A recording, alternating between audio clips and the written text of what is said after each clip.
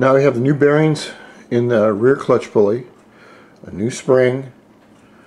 I've sanded down the pads here, taken off the, it has a kind of a glazing on it from the heat with 800 grit paper right here, or 600, I'm sorry, 600. And now I've taken my ZTR clutch cage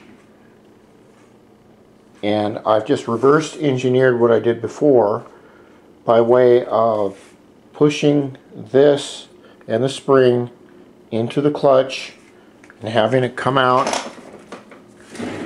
the other side right here. And now what I do is I take the nut and I'll put the nut on. Remember, spring tension, once this cage is released, the spring tension will hold the nut on. But my method is to put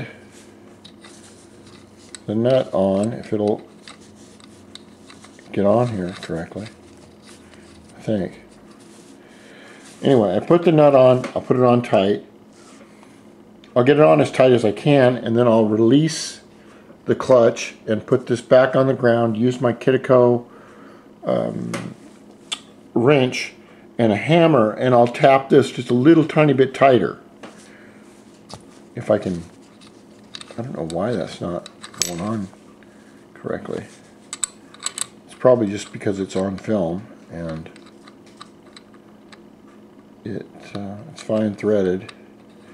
It's being a pain in the ass, and I'll get it. I've used two hands.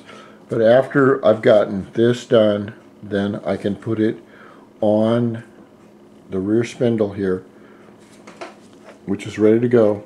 And then we'll come and we'll work on the front variator, and we'll get it done with the crank shims that have to be here if you don't know what crank shims are. Then I'll put on a belt. I can put on an old regular belt, I can put on a heavy duty belt, or I can put on a $50 Kevlar belt.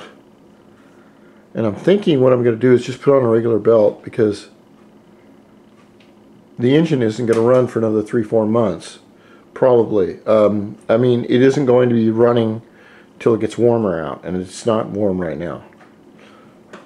So we've got a completely rebuilt black back clutch unit, and we'll start on the variator along with the weights, everything else. Here is the old spring. The way you can tell an old spring from a new spring, two ways. One, the paint is worn off in certain places, and you can see right down there. And two, your new spring will be about, oh, I don't know, 3 or 4 millimeters higher. So, we continue. Project DIO. Big bore.